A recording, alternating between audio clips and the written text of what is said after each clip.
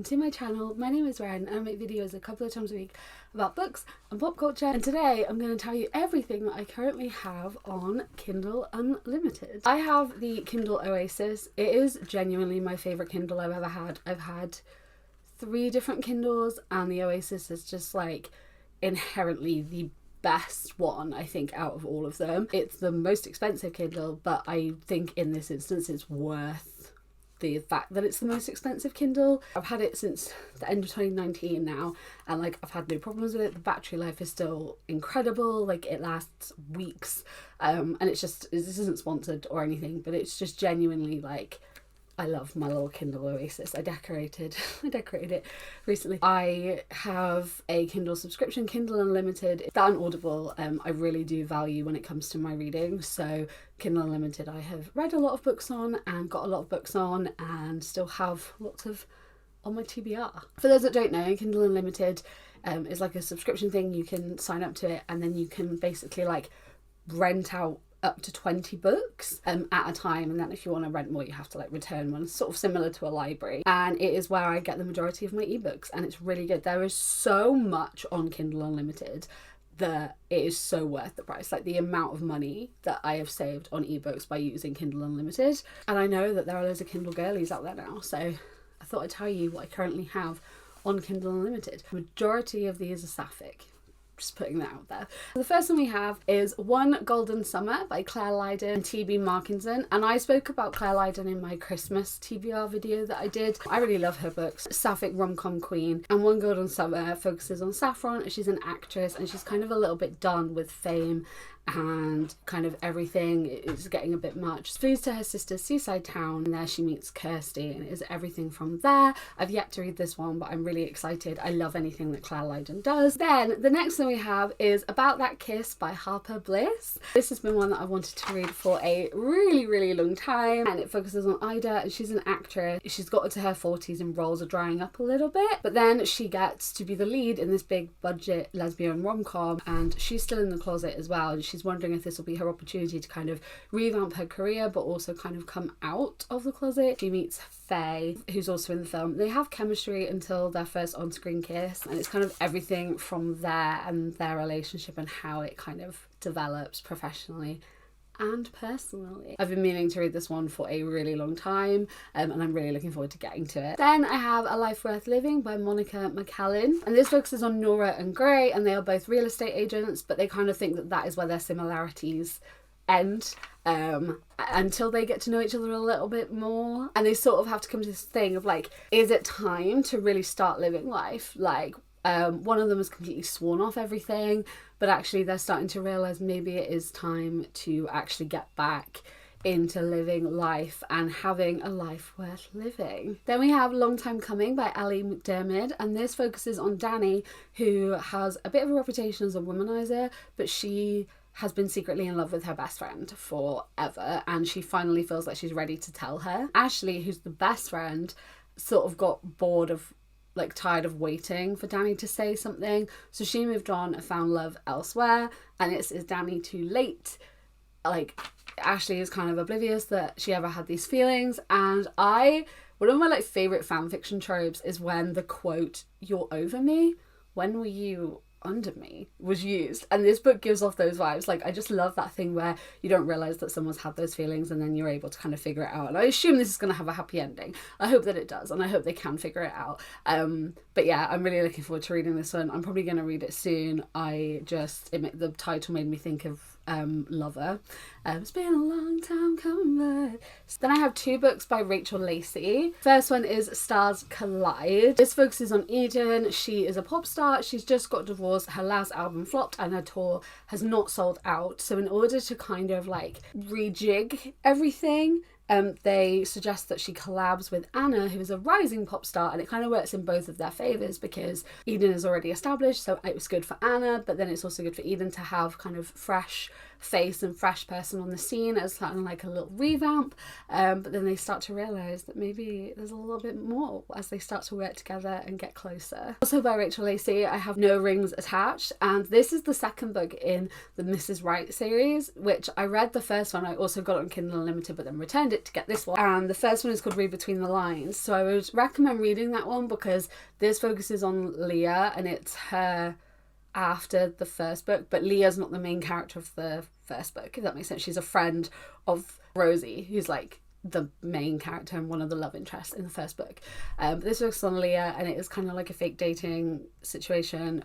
Rosie sets her up with someone because she's really tired of her mum's meddling, so then Leah and Grace go to London to her brother's wedding, and they kind of have to pretend to be together, and they think it's going to be really awkward, but it isn't, and it's everything from there. But I'd recommend reading the first one first, because obviously like it gives backstory as to who Leah is and stuff. Then I have the whole Brooklyn Girls series by A. Goswami. This is Fated to Love You, Lap Dance Love, and In a World of Our Own, and this is the Brooklyn Girls series. It's just all sapphic, and it's girls finding love in different places and in different periods of time in their life, and with different lives and different experiences and everything from there. They all like, they don't necessarily, you don't have to read them in order. I don't think it's like a series continuation, but I think it is good to read them together, a little bit like Talia Hibbert's Brown Sisters trilogy. Then we have The Honeymoon Mix-Up by Frankie Fire. Focuses on Basil, and her fiance just left her at the altar, but she refuses to not go on her honeymoon. Like, she has paid for that honeymoon, she is going on it, but the honeymoon has a policy, a couples only policy. She finds Caroline to go with her, but she doesn't realise that Caroline is a private investigator and has already had her eyes set on her, and it is everything from there on the honeymoon. So I am very intrigued by this one. It feels a little bit different, so I'm looking forward to seeing what happens and what it entails. Then we have Not on the Resume by Chloe Peterson, and this focuses on Elliot, and she's been kind of working dead-end jobs, and then she gets an opportunity that she never would have expected at 26. Her new boss Cameron is ruthless. Elliot wants to make the situation work because this is such a good opportunity, but as they sort of work more together, they get a bit closer, and this is an age gap relationship. Like, Cameron is 47, so it is a big age gap one, and I don't normally read a lot of age gap relationships, but I wanted to see how I felt about this one because I'd heard really good things. So yeah, if age gap's not for you, then you don't want this one. But yeah, I'm looking forward to seeing what happens in this one and where the story goes. And I have two books that are not sapphic or rom-coms in the slightest. Father and son duo.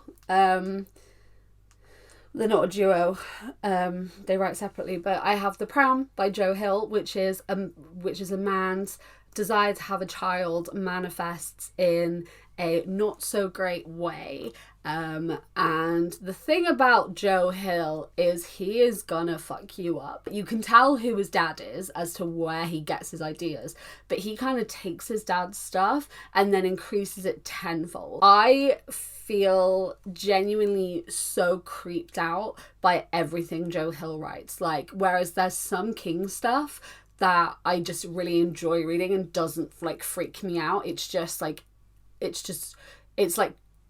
it's creepy and like gory in places, but I really enjoy it. Whereas I've never read a Joe Hill book and not been actually genuinely a little bit terrified.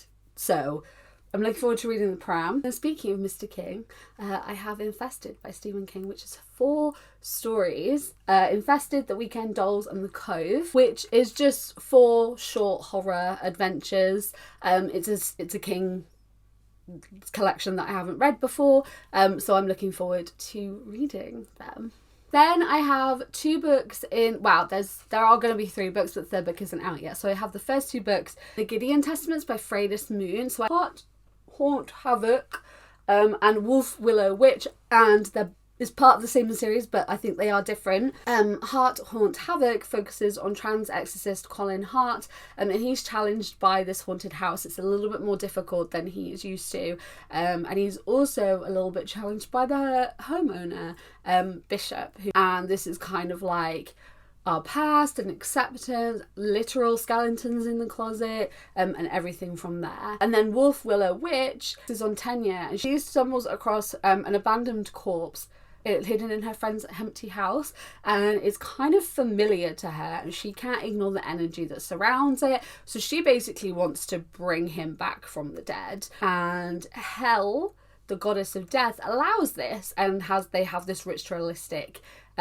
situation. But then Lincoln, the dead person, doesn't want this, and raising him from the dead causes a lot of problems. So I'm looking forward to reading these two. They've been on my Kindle Unlimited TBR for quite a while, so hopefully I will get to them relatively soon, because they do sound really interesting, and I'm looking forward to reading more supernaturally type stuff like this year. And I have On the Same Page by Haley Cass, and this focuses on Riley and Gianna, and they met in college and they've been inseparable ever since, and it's 10 years later, they're still friends, things, you know, it's still going well, and then there's a little bit of a mix-up at a holiday party, and it makes Riley question everything and their dynamic, and is their relationship what she thought. Then I have another Haley Cass book, which is Down to a Science. Haley Cass is also a Sapphic writer queen, and this focuses on Ellie. She's on track to become an expert in biomedical engineering, and she doesn't need anyone, like she's happy being on her own, and then she meets Mia, and it is everything from there. Then I have A Perfect Fit by Callan McKnight. And this focuses on Ella. She's a high school teacher and an ex-volleyball player, but she lost out on her chance to play volleyball in college because she got pregnant her senior year of high school, and now she's 35 and she's accepted her sexuality, so she starts looking on dating apps. One of the dates doesn't go to plan, but on that date she meets Parker, who is all about one nights. She doesn't really believe in love at first sight until they meet in a bar, and it is everything from there. I'm really enjoying reading books with people like in their 30s and stuff. As someone who is like, this is my last year of my 20s, that type of thing is becoming more and more relatable, which is sort of terrifying, but we're going to embrace it. So I've been reading a lot more books like that. Not that I was reading, you know, I've been reading books about people in their 20s, but it's interesting to see what I vibe more with now, you know. I'm enjoying reading that, so I'm looking forward to reading this one. And then, because the TikTok girlies made me do it, I got Magnolia Park by Jessa Hastings, but I don't know that much about it, but the BookTok girlies are making me read it. It was on Kindle Unlimited, so I didn't have to pay for it, so I'm gonna give it a read and see what I think. But I'm looking forward to seeing if this lives up to everyone's expectations, because everyone's saying that it's really good, so I'm looking forward to it. So yes, that is everything I currently have on my Kindle Unlimited. Have you guys read any of these? Do you have any recommendations on your Kindle Unlimited that's similar that you would want to recommend in the comments? I'd love to know your recommendations, your thoughts on these books. I am looking forward to discussing them with you in the comments. Thank you guys for watching. Like I said, if you guys are new here, then I make videos a couple of times a week about books and pop culture, so if you want to stick around and join us, feel free to hit that subscribe button and the little notification bell. And as usual, all the links to my other social medias are in the description as well. Thank you guys for watching. I hope you're doing really, really, really, really well, and I will see you next time. Goodbye.